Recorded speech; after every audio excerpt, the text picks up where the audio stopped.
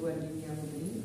Perguruan Diniah Puteri ini ada signifikan kenapa kita memilih untuk kita ziarah ke sini adalah pertamanya, ianya adalah kalau kita kembali menurut sejarah dulu, sebelum sistem pendidikan secara teratur masuk, secara bersistem masuk, semua masyarakat di alam Melayu ni mereka ada pendidikan itu secara tidak terancang atau tidak berstruktur. Pendidikannya di surau, di masjid-masjid, tanpa ada silibus yang jelas. Itu yang pertama. Kemudian pula kaum wanita dahulu tak dibenarkan untuk pergi ke sekolah. Sebab apa? Sebab dilihat sebagai satu hal yang tabu. Tabu ni satu hal yang dilihat macam tercela dalam perempuan belajar. Kalau perempuan dia kata pandai-pandai pun kerjanya di dapur. Jadi bayangkan bagaimana berlaku khawarikul adat, mencari adat. Bagaimana seorang wanita yang bernama Rahmah Al-Nusiah telah mencari adat itu. Maknanya telah pun break the pattern, yang mana sebelum tu wanita tak boleh nak dapat pendidikan yang selayaknya. Apabila beliau menubuhkan perguruan Diniah Puteri ini pada tahun 1923, yang mana ketika itu menghimpunkan semua pelajar-pelajar perempuan untuk mendapat pendidikan yang sama. Dan sehinggakan saya terus lanjutkan, pendidikan Diniah Puteri ini melahirkan tokoh-tokoh antaranya seperti Tan Sri Asyarghani. Tan Sri Asyarghani ini adalah ketua wanita UMNO pertama. Beliau bersekolah di sini dan beliau adalah daripada kampung Sungai Serai, Hulu Langat. Tapi daripada keturunan Minangkabau. Ayah dia atau mak dia hantar dia ke sini, kemudian dapat pendidikan asuhan agama yang baik. Itu sebab dia walaupun wanita UMNO, kan dulu kan pendidikan agama tak tahu. Tudung ni kalau baca sejarah tu, mula di popular atau mula di kempenkan antara api tahun 70-an. Sebelum tu budaya ustaz-ustazah, kalau kita tengok filem kan pakai scarf juga.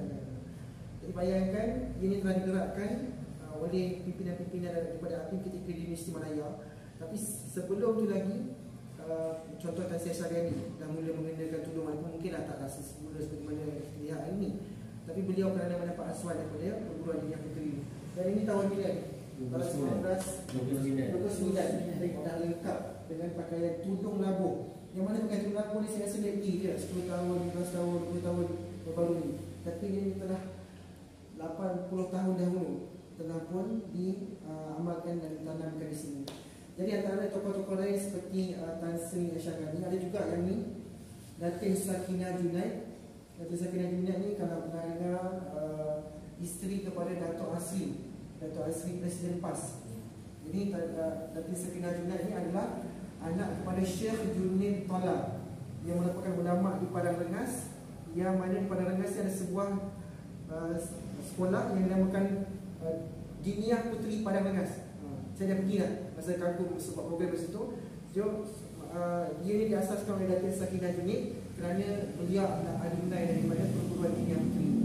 Syamsiah Fakih pernah belajar di sini. Syamsiah Fakih tokoh komunis, walaupun dia memilih jalur komunis, tapi apa pun dia melihat tokoh awas Angkatan Wanita Sedar. Dan beberapa lagi lah tokoh-tokoh yang pernah lahir kat sini daripada asuhan Bundo Rahmah Al-Nusiah.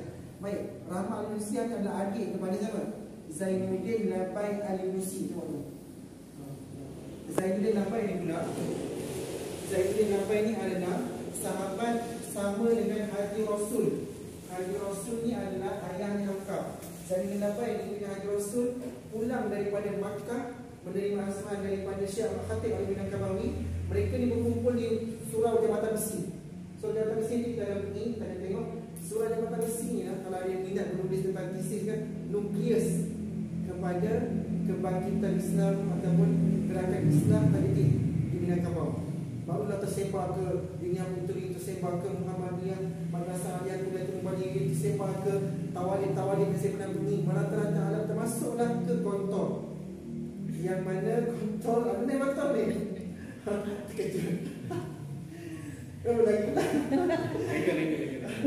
Ada Gontor ni Syekh Hamid Zarkashi adalah belajar di Tawalid, datang ke Pulau Jawa. Jadi ketika pada Hamka ketika dia nak pergi Mekah, dia nak pergi ke Pulau Jawa, dia merajuk dengan kekerasan ayah. Dia kata kalau melihatkan mata ayah dalam buku kenang-kenang ini, kalau melihatkan mata ayah yang merah itu, baru saja dia nak terbuang. Dia tak suka belajar kitab, dia hanya suka mendengarkan kabar-kabar. Kabar-kabar ni tentang titik, riwayat-riwayat tamu-tamu. Dia kata mahu saja dia menjadi anak terbuang. Tapi dia lembut dengan ni. Zainuddin nampak ni lah yang akan lembut. Dia lembut hati, dia jadi macam lebih lunak sikit dan dia lebih selesa, dan hubungan dia tu semakin akrab sehingga diabadikan nama Zainuddin ni dalam tenggelam di kapal Melayu. Ini pandangan saya lah. Ini berdasarkan saya punya bacaan. Kenapa nama Zainuddin? Ada yang kata Zainuddin dalam Vanderbilt ni nama Zainuddin, perhiasan agama. Perhiasan agama, hayati kehidupan. Kehidupan kalau dia mencari perhiasan agama, dia akan dapat kebahagiaan. Tapi dia memilih Aziz, orang yang besar. Jadi saya boleh juga Khadijah. Khadijah ni nama isteri Nabi. Faham kan? Lama takkan dia pilih nama Khadijah. Khadijah tu sahabat daripada Hayati. Jadi mungkin ada apa namanya mesej yang disampaikan. Dia tak ceritakan tafsiran daripada ramai. Aziz, kebesaran, orang semua mencari kebesaran yang meninggalkan Zainuddin, perhiasan agama, dia kehidupan dia tu tidaklah baik. Baik, jadi hubungan tokoh-tokoh dengan kapal ni sangat terkait. Dan ini saya rasa punya lingkaran ni. Surah Mata Besi, Tawalib, Dinia Puteri, Tawalib turun naik pasang surut dalam perjuangan ni. Masa kita pergi tutup dengan berapa orang pelajar. Gedung ni pun gedung yang dah tak terawat. Tapi Dinia berjaya, besar, masyhur. Dan tuan-tuan, ini saya berani beristihad dan juga berdasarkan bacaan dan juga interpretation saya daripada banyak sumber dan juga daripada ibu pengetua dan juga penulis-penulis. Sebelum Al-Azhar membenarkan wanita masuk ke fakulti syariah, masa itu kan perempuan tak belajar, tak boleh masuk ke institusi pendidikan, hanya orang lelaki saja. 5 orang alumni Dinia Puteri yang pertama sekali mendaftar masuk sebagai pelajar pertama di Universiti Al-Azhar, pelajar wanita angkatan pertama di fakulti syariah. Hebat sebenarnya sumbangan. Sehingga kan saya baru baca dari buku ayah aku tu, kenapa, bagaimana Rahmah Al-Yunusian dapat gelaran Syekhah. Syekhah ni macam doktor kehormat. Dia doktor kehormat pada UKM. Orang tak ambil universiti, tak ambil PhD pun boleh dapat doktor kalau ada sumbangan besar. Dia boleh disebut sebagai doktor honoris causa. Jadi salah seorang daripada penerimanya mungkin setakat ni saya rasa salah satunya. Yang alam lain yang wanita kan. Kalau lelaki ada juga. Jadi Syazwani, Kak Aisyah, semua ni yang wanita ni, ini tokoh yang patut kita kenali. Bahkan tak popular, tak dikenal. Yang lebih dikenal contohnya Kartini. Kartini ni bagus memang tokoh pembebasan. Tapi fikrah Islami tak ada. Dan ini orang yang bercakap tentang walaupun mereka memenuhi tuntutan dan juga patuh kepada syariat, tapi mampu mendunia. Sehingga kan menerima gelaran Syekhah tu. Dan disebutkan sebagai ketika Syekh Al-Azhar datang, dia kata dia terkejut ada sebuah sekolah khusus untuk wanita telah muncul, bukan di negara Arab tapi di alam Melayu, dan tepatnya di Minangkabau, di Padang Panjang. Jadi hebat semangat Padang Panjang ni tuan-tuan ya. Ini tokoh-tokoh yang lahir, masuklah Pak Nasir kalau kita boleh saksi. Kenapa dia? Kat sini lagi kita boleh bergerak kat sini. Saya nak tunjukkan ni Hamka ceritakan kaitan hubungan beliau dengan Dinia Puteri. Kerana Hamka kan belajar di Tawalib. Dia selepas daripada ayah dia berpindah ke sini. Tawalib ni ditubuhkan 1918. Sebelum Hamka masuk Tawalib 1918, dia belajar dengan ayah dia. Ayah dia pindah ke sini. Ayah dia kan balik. Ayah dia pulang daripada Mekah 1906. Kalau tuan-tuan, ini fakta ni boleh rujuk terus daripada buku ayahku.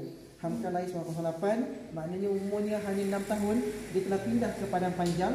Dan ketika itu dia cerita, bagi saya sendiri yang sejak kecil di tahun 1914 telah dibawa orang tua dari Danau meninjau ke Padang Panjang, yakni sejak usia 6 tahun telah termasuk sebagai keluarga terdekat dalam rumah ini. Bersyukurlah dapat menyaksikan sejak dari mulai tumbuh sampai berkembangnya Dinia Puteri. Sehingga bila pulang dari Jakarta ke Sumatera Barat, masuk ke pekarangan Dinia Puteri, terasa saja seakan-akan diri ini sebagai nenek mama datang ke rumah anak kemenakan. Nenek mama itu bapa saudara pulang ke rumah anak buah. Setelah Syekh Abdul Rahman Taj, Rektor Al-Azhar Mesir ke Indonesia tahun 2005, dan Ibu Rahmah Al-Husna diundang ke Mesir tahun 2007, barulah timbul keinginan Mesir mendirikan pada Universiti Al-Azhar bahagian khusus untuk anak-anak perempuan. Dan Rahmah Al-Husna dahulu sekali mengirimkan anak-anak yang tamatan dinia meneruskan pelajaran ke sana tahun 58. Masya Allah. Ini tulisan Hamka. Di antaranya adalah kemanakan beliau Hajah Isnaniyah Saleh. Saya teringat bagaimana anak-anak perempuan dikirimkan daripada Diniah Puteri Padang Panjang belajar ke Mesir, mereka tidak pernah melepaskan mudawarah tudungnya. Ketika itu kan orang Arab tak tudung ni. Yang kata bawa budaya tudung di negara Arab ni adalah daripada pimpinan orang-orang Malaysia ataupun orang-orang di alam Melayu. Jadi rupanya Diniah Puteri telah pun memulai atau tudung kepada yang berani hati dan tidak mengurangi kecantikan daripada mereka itu. Kemudiannya ini daripada Pak Nasir, mantan Presiden Perdana Menteri Indonesia, Ibu Hamka, mendapat besar. Ini pula Bung Hatta, koordinator. Kemudian saya datang ke Sumatera Barat dan sampai dekat Padang Panjang pada Jalan Lingkung. Pada masuk kota, auto saya ditahan oleh pemudi wanita murid sekolah Diniah. Diajak berbelok ke sekolah mereka. Di sana Kak Rahmat Malaysia sudah siap menerima kami. Biasanya saya duduk sebelah kanan Gubernur Sumatera Barat. Saya masih teringat permintaan supaya pemerintah pusat ikut mendorong memajukan sekolah Diniah Puteri. Ada kalanya program diajukan kepada Gubernur dan kepada saya. Kita Kak Rahmat tidak sahaja memajukan sekolah Diniah Puteri sebagai sekolah agama, tapi juga mendidik murid supaya cakap melakukan pekerjaan yang pantas bagi anak wanita, pantas bagi yang layak. Cita-cita itu beliau usaha melaksanakan dalam bentuk praktik. Sebab itu masa itu banyak duta besar negara-negara asing, terhitung negara barat dan negara Arab yang saya anjurkan pergi melihat sekolah Diniah Puteri di Padang Panjang. Jadi itulah serba sedikit Diniah Puteri. Tak membina. Saya cuba kerana saya nak share juga kan, tapi terlalu nampak macam. Assalamualaikum warahmatullahi wabarakatuh. Saya masuk bagi